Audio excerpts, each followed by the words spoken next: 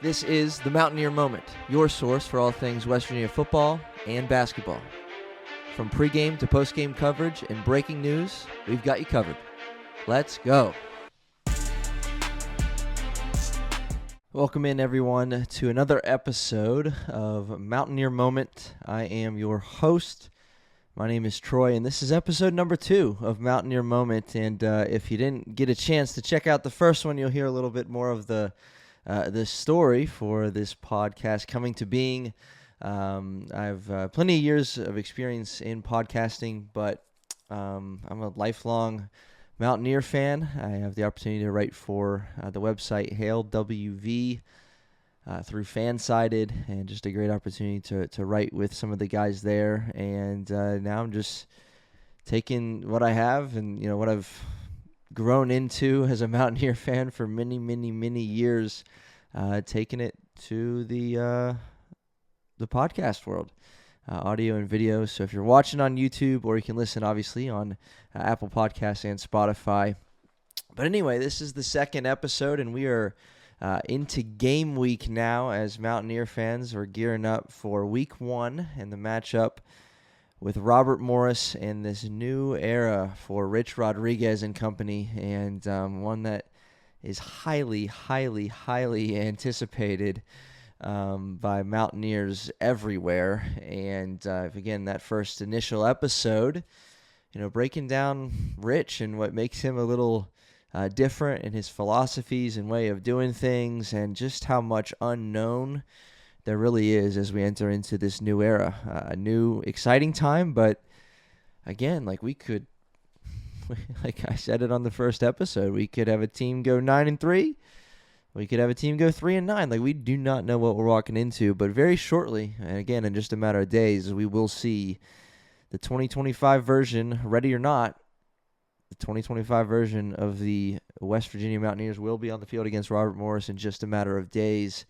And for episode 2, as we inch closer toward that game day, again, a couple more episodes are even going to come out before the start of the season officially, with some over-unders, just kind of a fun episode to do of kind of taking our stab at the product of what the Mountaineers are going to be putting out on the field in just a few days, and then a really extensive preview for that matchup, game 1.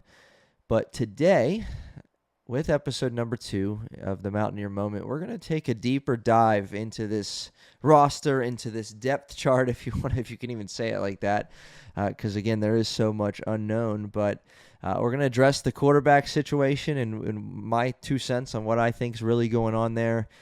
Talk a little bit about Jahiem White and the load that he's going to have to carry, the offensive line, and this apparently sort of kind of loaded wide receiver room that the Mountaineers can walk forward in confidence with. And then Zach Alley and his defense and his schemes and what he brings to the table, and just some players for us to watch as the season gets going. But we'll start again with just an overview of this roster and the makeup of this team, with over 70 new players.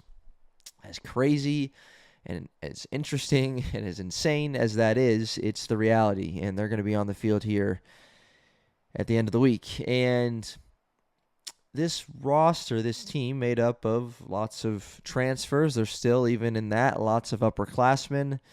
You return a very talented running back in Jahiem White. The quarterback situation we'll get to in a moment. There's a few names you would recognize on the defensive end, and a couple on the offensive end. But they're with 70+ new faces. You're gonna have a lot to learn. I'm gonna have a lot to learn week 1 and beyond to get familiar with this team and really see the product that we're putting out on the field.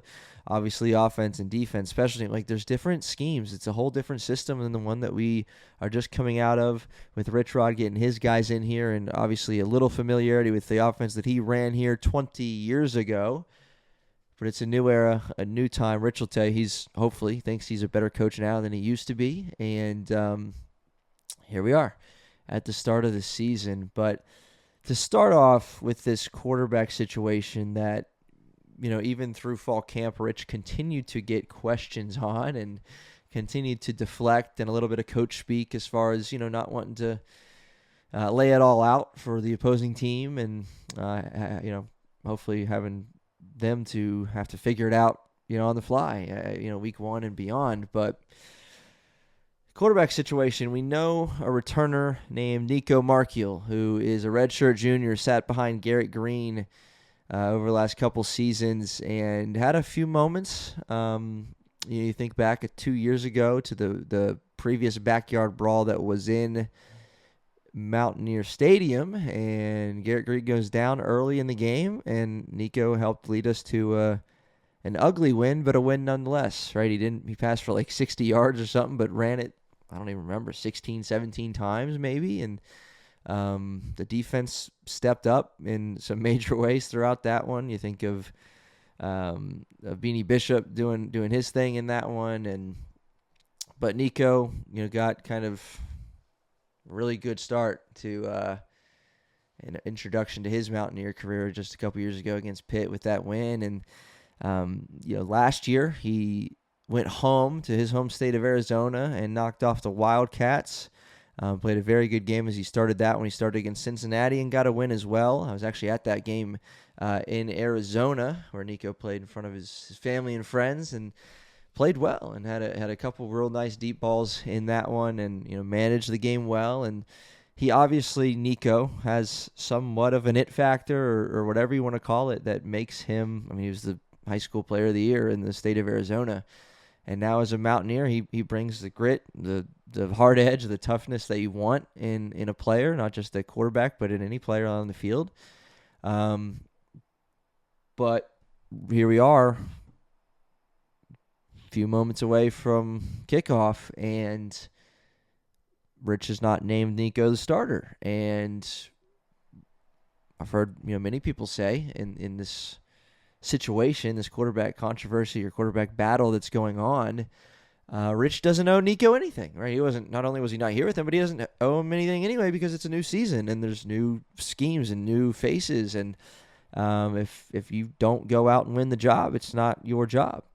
And there's some talented quarterbacks in this room, as Rich has said. He's comfortable with 5 guys throwing the football this year, and so we'll see how many actually see the field in week 1 and beyond. But Nicco has not been given the job publicly. That remains to be seen. But we also know the kind of talent that is also in that room in a Jalen Henderson, who has played a little bit and brings some unique things to the table himself. At the quarterback position, Nicco can run a little bit, obviously. Jalen's probably quicker, and obviously spent some time at Texas A&M in 2023 and coming back from injury himself. But even at Texas A&M in some starts, he passed for nearly 70% completion percentage, over 700 yards, and got it done a little bit on the ground as well back in 2023. But we'll see. Max Brown is here as well. Spent time at Florida and Charlotte, and I've heard a couple people say he might be the best, might have the best arm, on the team of these guys in the quarterback room. And then obviously we know these freshmen that are highly touted, highly talked about in Khalil Wilkins and Scotty Fox and what they bring to the table. And I'm starting to sound like Rich Rod because I'm naming all 5 of these guys and some things that they can do. And do I really think that Khalil or Scotty's going to come out here and start game 1? I don't. Do I think one of them or both of them might see some time this season? I kind of do. I think because there's so much unfamiliarity heading into the season, a lot of Mountaineer fans would say, you got to go to Nicco. You got to go to Nicco because we like what we've seen in him. And at least with 70-plus new players on the roster, that quarterback standing back in the shotgun is a familiar face. And so that could be the reason many Mountaineer fans might be leaning that way. But, if Nicco's going to win this job, he's gonna win it because he's earned it and he's playing well, not just because it's handed out to him. Again, Jalen Henderson likely the guy to watch out for in that scenario. And honestly, I think both of them, especially both of those two are going to get their chance on the field this season, early in this season. Very well could be Robert Morris. They each get equal time, depending on how things go against Ohio. With talk about, I don't even want to call it a trap game, but talk about a game you can't overlook. With the backyard brawl looming, you got to go to Ohio to play a team that has a lot of their roster back and coming off of what was a success a season ago. So I don't know if our quarterbacks are going to split reps that game, but that could be a game where one proves themselves over the other, and then who knows who's going to be starting game 3 against Pitt in the backyard brawl at home. And so that's kind of a crazy thing to think about, but we might see 3 different starters over the first 3 games, right? We do not know what Rich is going to do. I wouldn't put it past him, for, again, Max Brown to throw his hat in the ring. And again, the way that Rich is talking coming out of fall camp and, different practices and things, the way he's talking is that these guys are all really kind of getting a shot. And if they're playing as well as he seems to indicate, or if it really is truly a toss-up of a job at, this quarterback position as much as he seems to indicate, who knows what we'll see. 3, 4, 5 of them out in game 1. I don't think there's much that's bothers Rich at this point in his career, and that's going to stop him from getting the guy that he wants out on the field at whatever moment and whatever time. So that's the quarterback situation. Something to watch for early season. Every Mountaineer fan is going to be glued to their TV or in the stadium, making sure and seeing what number is going to roll out there for that opening drive. But that doesn't really matter in the grand scheme of things, because, again, both those guys are going to get an opportunity, and we'll see what they do with it. That's the story at quarterback. The running back position. C.J. Donaldson onward to Ohio State. Jahiem White, who split carries with him in his sophomore and freshman campaign, is back, and really expecting a big year out of Jahiem. And I think the question is, how good does Jahiem have to be in order for the Mountaineers to find success this season? If you talk about faces on offense or on defense that return and have had an impact, Jahiem White is that one. There's not a 1A and a 1B. It's a distant number 2 between who else has had as big of an impact, big of a name for this Mountaineer team over the last couple of years, averaging 7-8 yards a carry as a freshman, and really solid season a year ago in year 2, and now he is the undisputed guy with C.J. Donaldson again on to Ohio State. But how good does Jahiem White have to be? There's been obviously some late acquisitions at the running back position because of a concern for depth for this team. We know the story with Jalen Knighton and his ineligibility because he was certainly the number 2 guy right there. You got Dior Hubbard, the redshirt freshman. You got Ty Edwards, the transfer from Northern Iowa, big back who is now eligible after that court case, but he hasn't practiced with the team, hasn't been able to. Who knows what kind of shape he's in.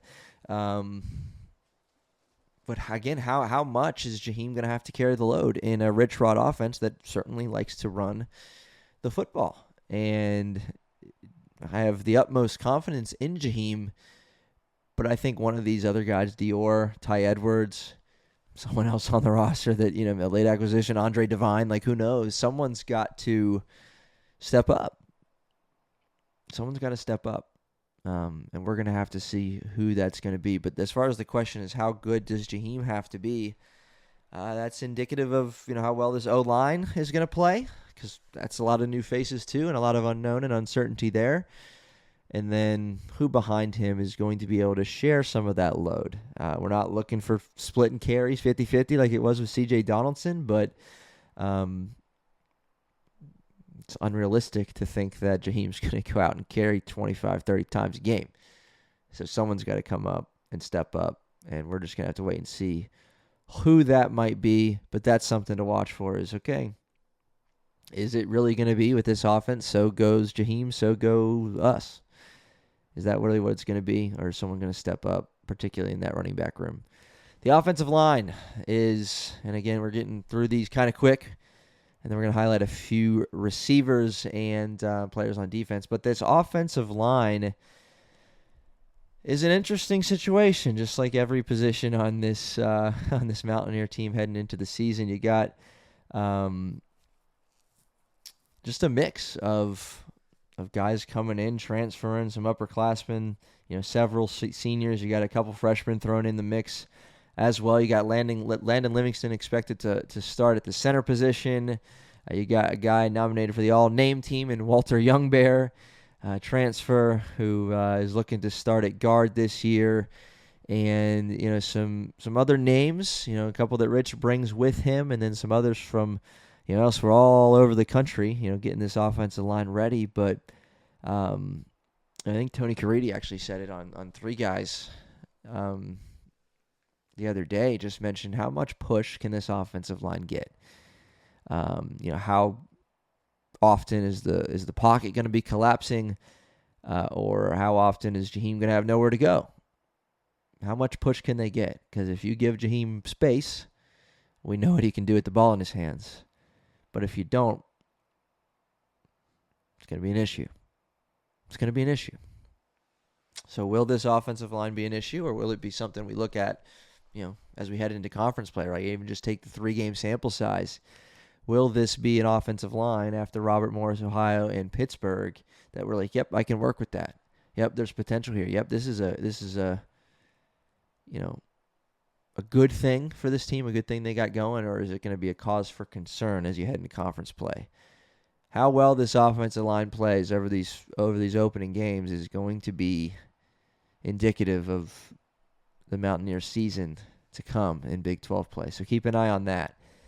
Wide receivers, oh my goodness, that's been a position that's been talked about all offseason with who they've brought in, who is returning, who's coming off of injury and coming back, and how's it going to work with Nicco or Jalen Henderson, the lefties, throwing to him. A highly, highly, highly talked about wide receiver room, and one that, dare I say, people are starting to, that preseason feel. Almost like almost as a Pittsburgh Pirates fan every year as you inch closer toward the start of the season, optimism rises. And optimism is rising with this wide receiver room. Hopefully they live up to it, unlike the Pittsburgh Pirates every year. But so you got a wide receiver room consisting of, I'm going to name just a few names and where they come from and what they might bring to the table. Cam Vaughn, the transfer from Jack State, had, I believe, 800 or so yards a season ago under Rich, and Rich brings him with him to Morgantown. Highly sought after, I would assume, wide receiver as he entered the portal, but everybody knew where he was headed. The redshirt sophomore with 800 yards coming to Morgantown. Look for him to be a big name this year in a West Virginia uniform. You have Jaden Bray, who coming off of injury and battling that last year, but formerly at Oklahoma State. A lot of people in and around camp that have a little more of an in there are saying that he's been looking good. You got Rodney Gallagher, the former two-way player who will be sticking on the offensive side of the ball this year. You keep expecting and thinking this is going to be the time for Rodney to break out. Now he's a junior, believe it or not, right? It seems like he just got here, stepped onto campus, but now he's a junior, and this is an opportunity in a new offense for him to flourish, out of that slot position. And a guy who, again, is someone, if you get the ball in his hands, he can do a lot of things. You just got to give him the ball. So we're going to see what kind of season he has. Another guy that can do some pretty cool things with the ball in his hands is this Singleton kid, Oron Singleton, out of Eastern Michigan, who had 64 catches for 600 yards last year. Had a great game against Rich Rod and Jack State. Could be the reason for his coming over to Morgantown. But a name to watch nonetheless in the slot is Oron Singleton. Then Jeff Weimer out of Idaho State, one of those others along with Ty Edwards, Justin Harrington, and Jimmori Robinson, who are now eligible to play based on the court ruling there. But all he did at Idaho State last year was catch 101 passes for 1,200 yards and 7 touchdowns. That'll play just about anywhere. We'll take that. You got Pac-Man Preston Fox coming back for another year in the gold and blue. Seems like he's been here for a while, but he's going to lace it up again. Happy to have Preston Fox back, and a veteran in that receiving room who knows what it's like to play for the old gold and blue. A name that has not been talked about as much as some of these other ones that I've just named is Justin Smith-Brown out of South Carolina State over the last couple seasons. At 750 yards, which is no slouch. I don't care where you're at. 750 yards at the receiver position for South Carolina State. He's another guy that has been added to this wide receiver room. You got Cyrus Traw out of Youngstown State, 400 yards and 5 touchdowns last year. Great route runner. Look for him to make an impact this year when he gets his opportunity. Christian Hamilton out of University of North Carolina. I believe a 4-star recruit coming out of high school. And not a whole lot of tape on him. I think just a couple catches really in his time at Carolina. But look for him to get a fresh start, reboot here at WVU. And then Jared Bowie out of Jack State by way of Martinsburg, West Virginia, is happy to be coming home.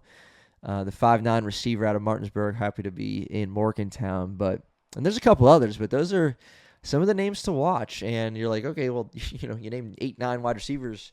How are all these guys going to get on the field? Well, again, that speaks to Rich Rod's plan of playing as many guys as he can. And he's not just going to play guys to play guys. He's going to play guys that he thinks can help the team win. But I wouldn't doubt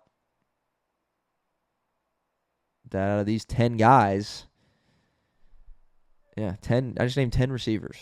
Out of these 10, I think Rich Rod has confidence in all 10 of these. I really do. I think all 10 of these will see the field and have an opportunity to make an impact. And that is saying something. That's saying something. And we just rattled off some of those averages, some of those stats. I mean, that's a lot of yards. If you have a wide receiver room consisting of 2-3 returners and then 3-4 incoming freshmen, that's a different situation. I mean, these are guys that have played some football. Idaho State, 1,200 yards. Cam Vaughn, as a freshman, over 800 yards in a Rich Rod offense at Jack State. Singleton, 600 yards. Justin Smith-Brown, 750 yards at South Carolina State. Cyrus, 400 yards at Youngstown State. We've seen what glimpses of Preston Fox and Rodney Gallagher and Jaden Bray here at WVU. And so I don't know if it's the right word to call it a loaded wide receiver room, but I think it's fair to say that the head coach and this offense have confidence in these 10 guys. And they're each going to get an opportunity to prove themselves, to earn more reps, earn more playing time on the field. But all of those are names to watch. I think maybe the sexiest name, or however you want to say that people are talking about the most, would probably be Cam Vaughn, coming over from Jack State.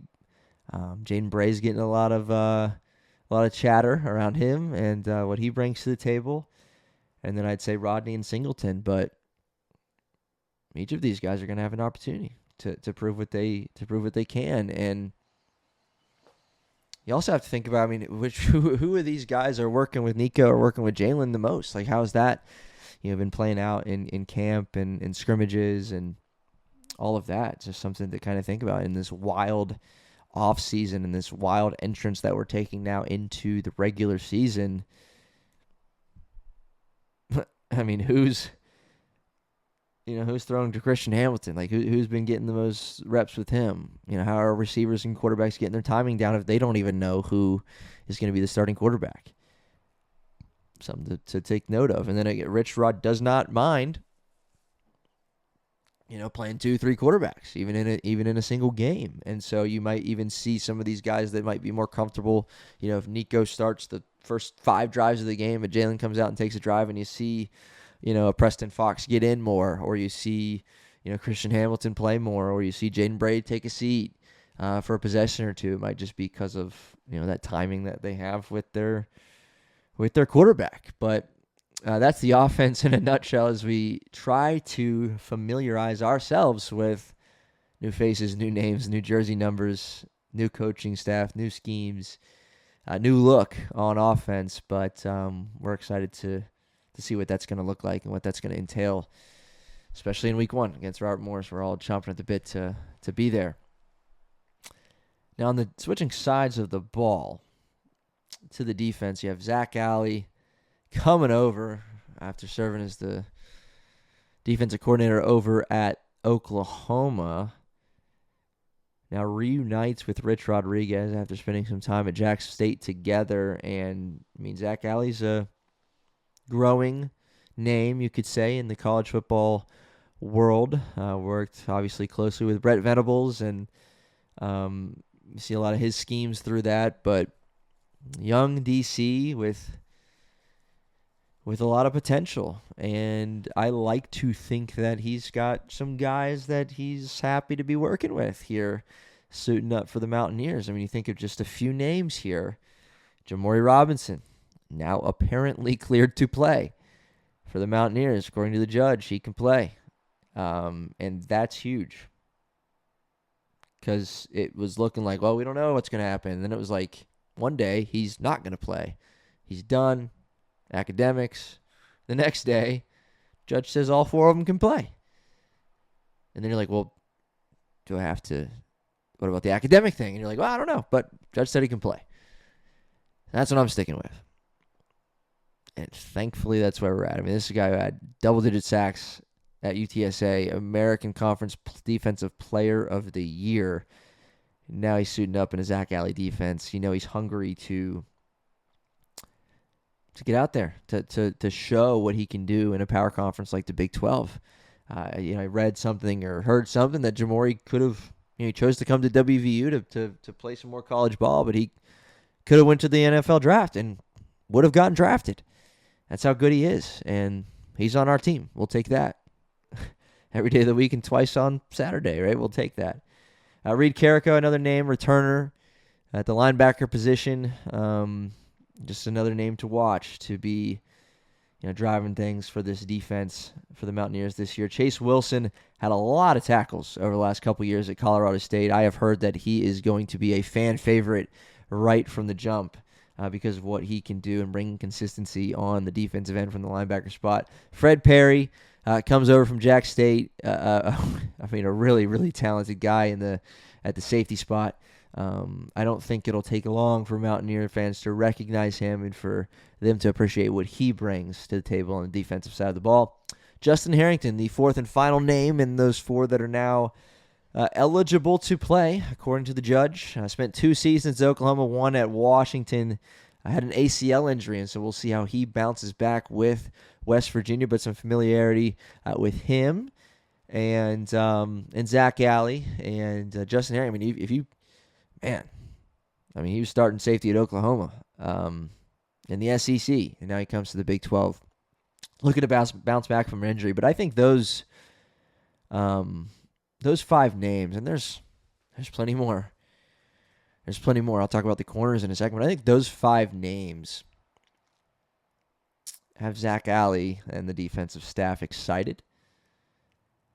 I think there's some potential here. As much as what schemes and Zach's game plan can do defensively, you got to have guys to go out there and do it. And I feel more comfortable, obviously, with Jimmori and Justin getting the go-ahead, but just feel more comfortable with this thought of a new-look defense and a unique defense. But I feel more comfortable with it and with Zach Alley leading the charge because of some names of guys that have proven themselves at this level. Played in other power conferences, or even Chase Wilson playing with Colorado State and, hundreds of tackles. Like, these guys have proven they can do it. And I think in Zach Alley's system, it's an opportunity for them to thrive and to grow. So something to watch out for there is those names. As good as the scheme is, the players got to play the role. and I think Zach's got them ready to go. A few corners that seem to be, they were kind of the trendy thing, I think, early in spring and heading closer to the summer.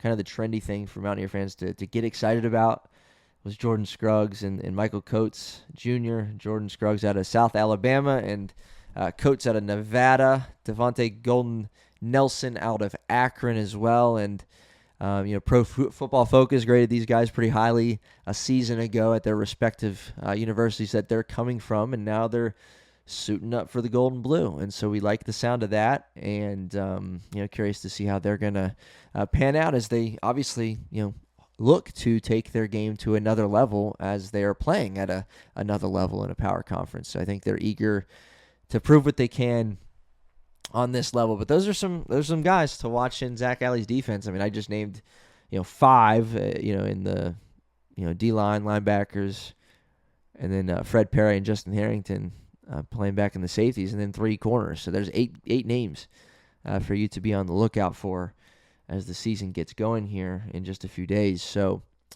again, this is unprecedented times with 70-plus new players joining an all-new coaching staff.